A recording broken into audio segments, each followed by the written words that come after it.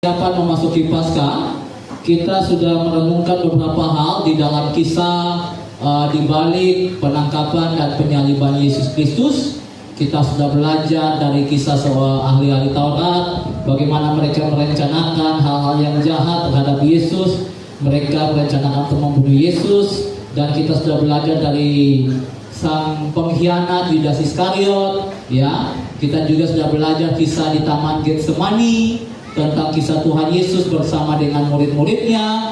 Dan minggu kemarin kita melalui sebuah video, kita belajar tentang pengorbanan Yesus yang luar biasa, Bapak Ibu. Pengorbanan seorang bapak untuk mengorbankan anak tunggalnya hanya untuk Bapak Ibu dan saya yang jahat ini. Ya, dia rela, Bapak Ibu, mengorbankan anak tunggalnya, mengorbankan anak tunggalnya semata wayang yang dia sangat sayang, hanya untuk kita semua nih, Bapak Ibu dan Pak Gembala yang jahat, hanya supaya kita semua selamat. Dan terakhir, Bapak Ibu, kita belajar dari seseorang yang memang luar biasa, Bapak Ibu, dipakai Tuhan, tetapi di dalam hidupnya pun juga ada tantangan, dan dia menyangkal Tuhan Yesus, Bapak Ibu, di dalam tantangan hidupnya.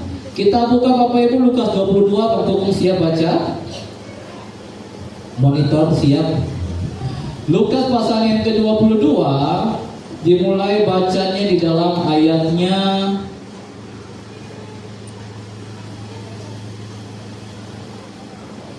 yang mulai aja dari 54 sampai 62. Ya, ini tentang kisah Petrus menyangkal Yesus. Lukas 22 ayat 54 sampai 62, baca Bang untuk kita semua. Ayat 54. Lalu Yesus ditangkap dan dibawa dari tempat itu. Ia digiring ke rumah imam besar, dan Petrus mengikut dari jauh. Di tengah-tengah halaman rumah itu orang memasang api, dan mereka duduk mengelilinginya. Petrus juga duduk di tengah-tengah mereka. Seorang hamba perempuan melihat dia duduk dekat api.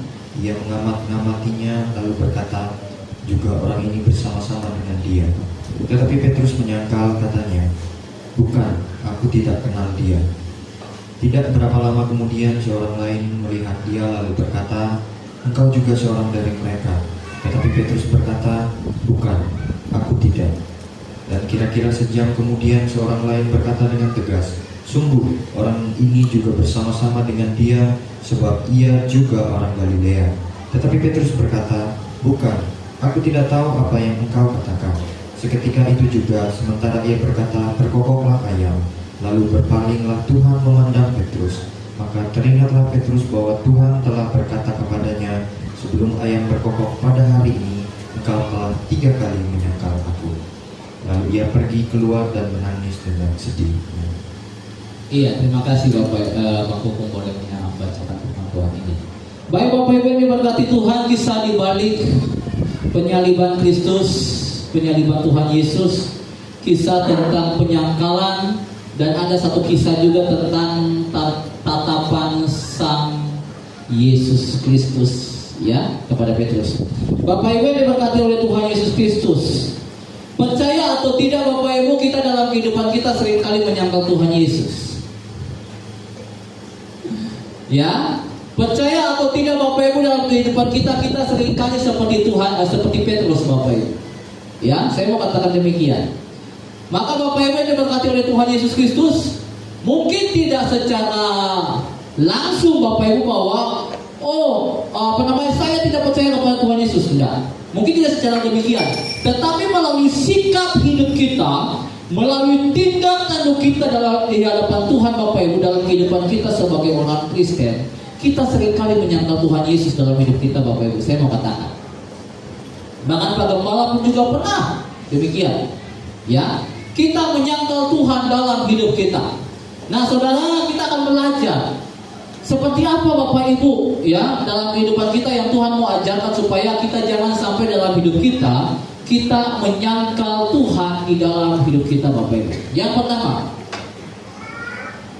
pertama Bapak Ibu adalah ketakutan dan keraguan terhadap Allah membuat kita tidak mengalami kuasa dan mujizat Allah. Itu yang pertama. Saudara, ketakutan dan keraguan Bapak Ibu terhadap Allah itu membuat kita tidak mengalami kuasa dan mujizat Allah. Saudara lihat baik-baik. Petrus saudara, dia benar-benar melihat, dia benar-benar menyaksikan, dan dia benar-benar mengalaminya sendiri bagaimana kuasa Allah dalam hidupnya, dan dia termasuk orang yang paling murid yang paling dekat dengan Yesus. Dia ya, kemana-mana Tuhan Yesus pergi, apalagi kalau menyendiri, Petrus selalu dibawa. Ya, Petrus dengan dua temannya Bapak Ibu, si Zebedeus bersaudara Bapak Ibu, Yohanes dan Yakobus. Mereka bertiga Bapak Ibu selalu dipercayakan Tuhan Yesus ketika mau kemana-mana Bapak Ibu, mereka bertiga ini selalu menyertai. Ya, bahkan terakhir di Taman Getsemani pun juga, ketika mereka bertemu di Taman Getsemani, Tuhan Yesus agak menjauh sedikit dari murid-muridnya. Tuhan membawa Petrus, Yakobus dengan Yohanes. Nah, saudara, hubungan Petrus dengan Tuhan Yesus Bapak Ibu begitu dekat.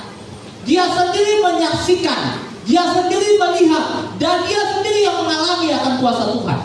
Bapak Ibu, dalam kisah kita Bapak Ibu ada beberapa hal yang Petrus di mana dia saksikan sendiri, dia lihat sendiri, dan dia rasakan sendiri. Yang pertama Bapak Ibu, di mana ketika mertua Petrus Bapak Ibu sakit, Tuhan sembuhkan.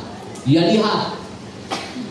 Ya, bahkan Bapak Ibu masih ingat ketika kisah Tuhan Yesus berjalan di atas air? Ya, kisah Tuhan Yesus berjalan di atas air, Petrus mantau, yang pikir hantu. Lalu yang benar, guru, apakah itu kau? Aku mau mendekatimu. Berjalanlah di atas air, kata Tuhan Yesus. Petrus berjalan Bapak Ibu di atas air. Ya, ini yang namanya mujizat. Kalau kita pandai berjalan di atas air, tidak pandai. Kalau pandai berjalan di atas air, itu yang namanya mujizat. Ya, Petrus mengalami sendiri Bapak Ibu. Udah nak camping dengan Tuhan Yesus, sudah mau dekat dengan Tuhan Yesus, tiba-tiba ada angin kencang apa segala macam, angin ribut. Dia mulai golak karena ketakutannya itu. Dia mulai tenggelam. Oh Tuhan tolong, oh, Tuhan tolong. Saudara, karena ketakutannya Bapak Ibu, dia akhirnya tidak lagi mengalami yang namanya mujizat. Padahal dia udah berjalan di atas air nih Bapak Ibu. Petrus berjalan di atas air. Saudara lihat baik-baik. Bahkan Petrus sendiri melihat Musa dan Elia ketika Yesus dimuliakan di atas gunung Bapak Ibu. Saudara lihat baik-baik. Yang Pak Gembala mau soroti di sini, yang firman Tuhan mau soroti di sini adalah Petrus yang begitu luar biasa mengalami pengalaman supranatural. Saya katakan pengalaman supranatural ya, seperti tadi dia bisa melihat Musa dan Elia ketika memuliakan Yesus Bapak Ibu. Ya, dia bisa berjalan di atas air. Itu pengalaman yang sangat luar biasa. Ada kala manusia di muka bumi ini yang kala istilahnya berjalan di atas air, kecuali perahu dia. Ada kala Bapak Ibu, ya, di sosial media bagaimana mantas tidak pula sepatu dari botol bekas deh. Pokoknya dari botol bekas, botol itu. Tapi ya mungkin disusun pada banyak sehingga manusia pada berjalan di atas air. Ada Bapak Ibu, entah itu apa kayak bulan, ada mana itu? Ya, ada. Kalau Bapak Ibu lihat di Facebook ataupun di Instagram ataupun di TikTok, Bapak Ibu ada. Ya, bagaimana kalau mantau. Tapi bagaimana mantau? Mantai pula manusia bioti. Pandai berjalan di atas air. Ya, saudara. Yang bagaimana masalah di sini Bapak Ibu adalah Petrus. Dia mengalami sesuatu hal yang supranatural, tapi dia bisa mengalami ketakutan. Dia bisa mengalami keraguan di dalam dirinya sama Tuhan Yesus, sampai dia menyangkal Tuhan Yesus. Nah, ini dia saudara. Pertanyaannya Bapak Ibu, ngapain kak biangkah Petrus tidak? Ia ada istilahnya dah berdomping dengan Tuhan. Tuhan dah memperlihatkan sesuatu yang wow, yang luar biasa. Ia pun juga dah bisa, bahasa kita ini udah merasakan. Tapi kenapa ia lagi golok, ia lagi kaku? Nah itu dia Bapak Ibu, ya saudara. Ternyata Bapak Ibu yang diberkati Tuhan, bagaimana catat Bapak Ibu dua hal tentang Petrus ini. Ternyata Petrus ini dia berlagak di diri kuat Bapak Ibu. Alasan yang pertama, Petrus ini dia mengalami hal demikian. Dia sampai nyangka Tuhan Yesus karena dia melanggar diri, dia kuat Bapak Ibu. Dia laga dirinya kuat padahal dia sebenarnya dia lemah. Bukan hanya dia laga dirinya kuat, tapi dia laga dirinya yang pandai. Dia hebat, ya. Padahal enggak. Ia memandai-mandai. Bapak Ibu lihat Bapak Ibu. Coba buka Bang Matius 26. Saudara lihat baik-baik. Soknya laga Petrus tuh Bapak Ibu. Ya. Gayanya Petrus memandai-mandai. Sok kuat, sok hebat. Matius pasal yang ke-26 mulai dari ayatnya yang ke-31 Bang. Ya. Tuhan moda sama murid-muridnya iko nanda iman iko semua akan terguncang. Ya. Matius pasalnya ke 26. Matius 26. Buka Bang. Matius 26 ayat 31. Ini dia. Waktu bertemu dengan murid-murid ketika perjamuan di Bapak Ibu, Yesus mau apa ya? Baca Bang. Maka berkatalah Yesus kepada mereka, malam ini kamu semua akan tergoncang imanmu. Malam ini kamu semua akan tergoncang imanmu karena aku, kata Tuhan. Lanjut. Sebab ada tertulis, aku akan membunuh gembala dan kawanan domba itu akan tercerai. Terus kata Tuhan Yesus kedua. Akan tetapi sesudah aku bangkit, aku akan mendahului kamu ke Galilea. Ketiga apa kata Petrus? Petrus menjawabnya, biarpun mereka semua tergoncang imannya karena engkau, aku sekali-kali tidak. Bapak Ibu lihat baik-baik. Petrus muda. Oh Tuhan, meskipun tidak apa tergoncang, aku dada. Aku dada Tuhan. Jatuh Petrus kemarin. Tapi apa juga Tuhan ayat 34? Yesus berkata kepadanya, aku berkata kepadamu, sesungguhnya malam ini sebelum ayam berkokok, engkau telah menyangkal aku 3 kali. Mantap Tuhan Yesus modal. Oh itu PU. Juga orang timur kalau bahasa panggil Petrus itu PU. Oh PU. Sebelum ayam berkokok, kalau dalam Markus Bapak Ibu ayam berkokok 2 kali. Itu hanya ayam berkokok benar. Tetapi dalam kitab Markus, sopan ayam berkokok 2 kali, engkau dah nyangkal aku 3 kali. Ya, lanjut ayat 35. Kata Petrus kepadanya, sekalipun aku harus mati bersama-sama dengan engkau, aku takkan menyangkal engkau. Woi, jadi semua murid yang lain pun berkata demikian. Woi, jadi kau. Woi Tuhan, sekalipun aku harus mati, aku tidak kalah nyangkal kau. Cukup Petrus komahan. Apa yang kaya kau mah? Tahu-tahu kisahnya tadi baru firman Tuhan yang kita baca tadi. Datang siko, manusia yang nulis, aku dada, aku bukan. Sampai 3 kali. Apa yang kisah? Saudaraku, lagak diri hebat, lagak diri kuat, padahal aja lemah. Lagak bantah cukup Tuhan. Oh Tuhan, ikut ada pandai, aku yang kuat. Gitu ya. Apa yang kisah? Kita tuh. Terkadang kita lihat Bapak Ibu, Pak Kepala yang pandai-pandai. Ada pandai kayak aku tuh. Saudara, dari hal ini saudara, kita mau belajar. Yang pertama, dari kisah PU, ya, supaya unang sombong, ya, unang memane-mane. Jangan sok tahu, Bapak Ibu. Belajar sadar diri, kita tuh lemah, kita tuh banyak kekurangan. Ada juga yang punya kelebihan. Yang punya kelebihan udang sombong, karena tetap ada juga kelebihan, ada kekurangannya.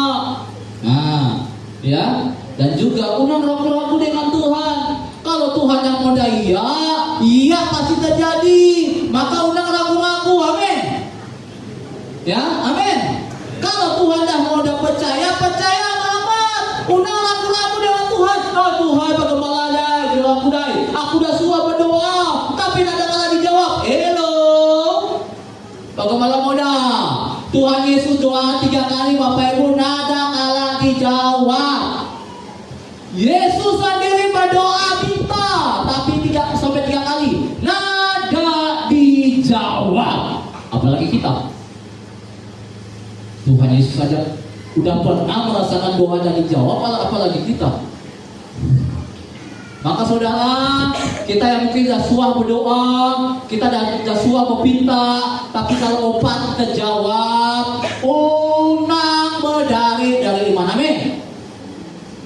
Unang menyangkal Tuhan, unang ragu dengan kuasa Tuhan. Amin.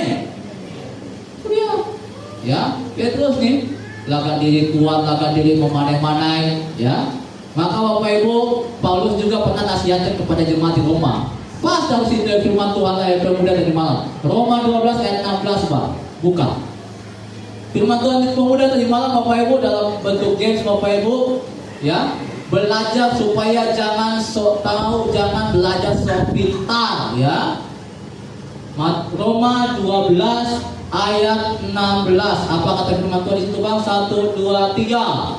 Hendaklah kamu sehati sepikir dalam hidupmu bersama. Ya.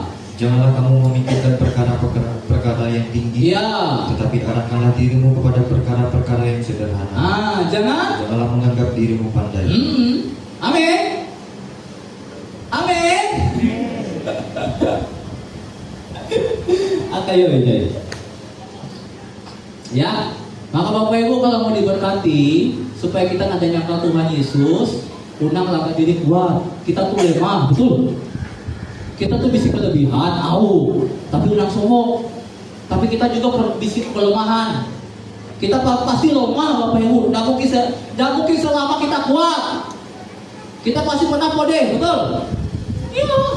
Nada kala kita kuat sehat sempurna, pasti bakal pode di kita.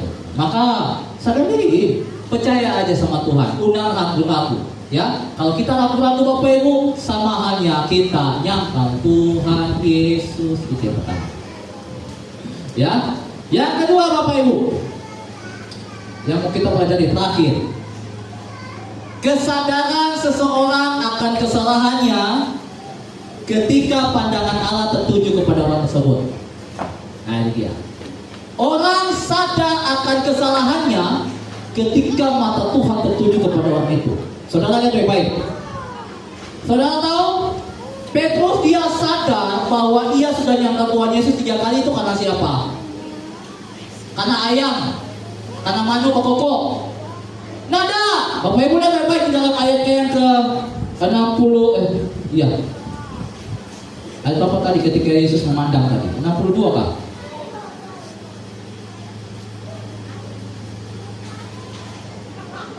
Ayatnya yang ke 60 1 atau 62?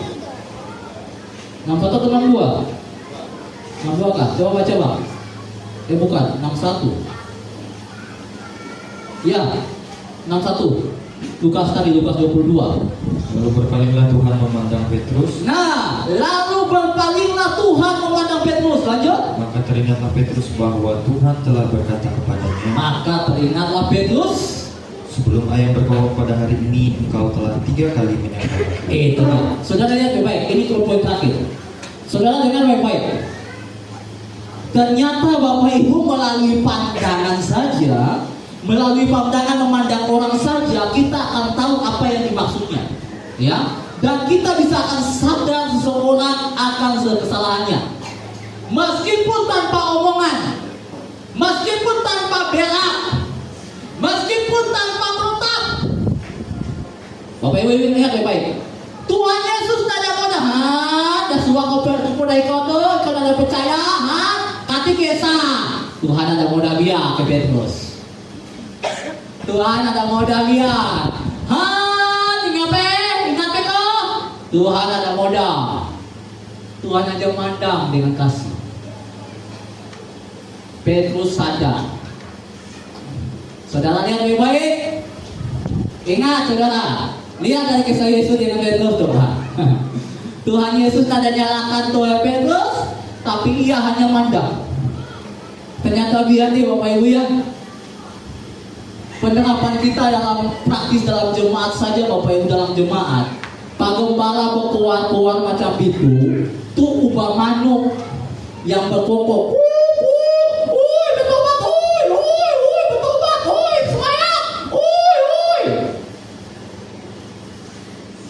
Yang ubah manuk berkokok kami itu. Tapi kalau mata Tuhan upat tertuju ke kita, mata Tuhan upat mata kita dada kalanya dan.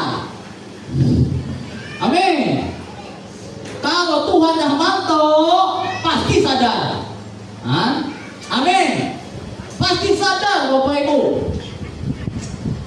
Ya, kadang dia Bapak Ibu kita sebagai orang tua, kalau mantau anak salah dengan tatapan dia salah kepala kalau dia ngambil dia. Nada mudah.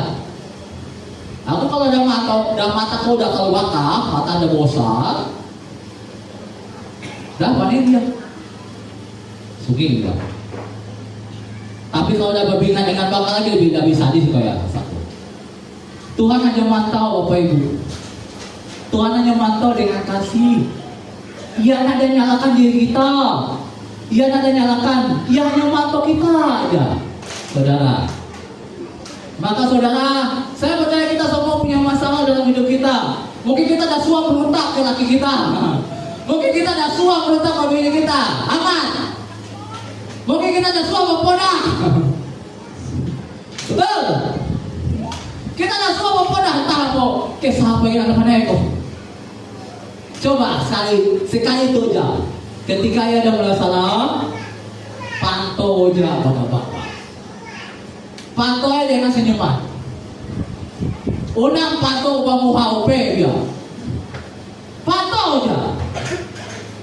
Dia pasti sadar. Woi, bini ku dah pantau yang lain tu kau ya. Oh, dah apa ya? Woi, laki ku dah pantau yang lain tu kau ya. Woi, dah kau lah bola tu. Ya. Saudara, dalam kehidupan kita ternyata memang begitu ya. Dalam menyadarkan seseorang, manakah banyak ngomong? Manakah banyak ngomong? Serius, amin. Ya, tidak usah terlalu banyak ngomong. Ya, kalau mau banyak ngomong dengan Tuhan ya. Ya, banyak ngomong berutang dengan Tuhan ya baik. Iya panen.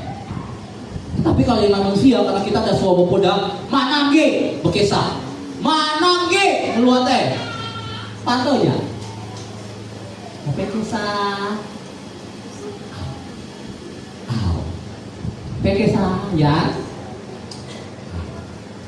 Diajar wah. Amin bapak-bapak, ibu-ibu.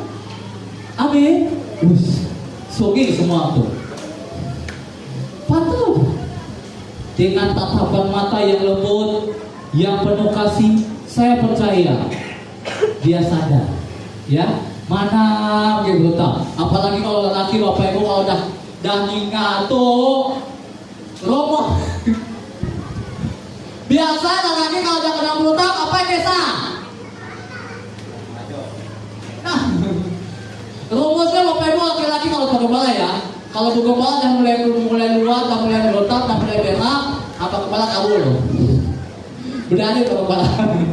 Nunggu dah mulai agak tenang-tenang, balik ke neraka.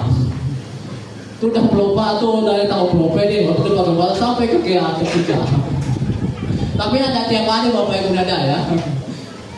Ya, saudara ini lebih baik bapak ibu dengan tatapan saja orang bisa tahu. Maka saudara, Tuhan sedang memandang kita saat ini. Semoga kita semua sadar ya. Dan jangan sampai kita menyangkal Tuhan Yesus dalam hidup kita. Dua hal ini bapak ibu yang berkati Tuhan, yang Tuhan mengajarkan buat kita. Jangan sombong, jangan melagak diri dalam hidup kita, tapi belajarlah juga untuk rendah hati, belajar juga supaya tidak melalui ucapan, tetapi melalui pandangan kasih kita bisa menyadarkan seseorang. Tetapi percayalah, ketika mata Tuhan tertuju, dia pasti akan sadar. Kita harus serahkan total kepada Tuhan setiap masalah hidup kita. Biarlah kiranya firman Tuhan ini memberkati kita semua. Mari kita semua bangkit berdiri.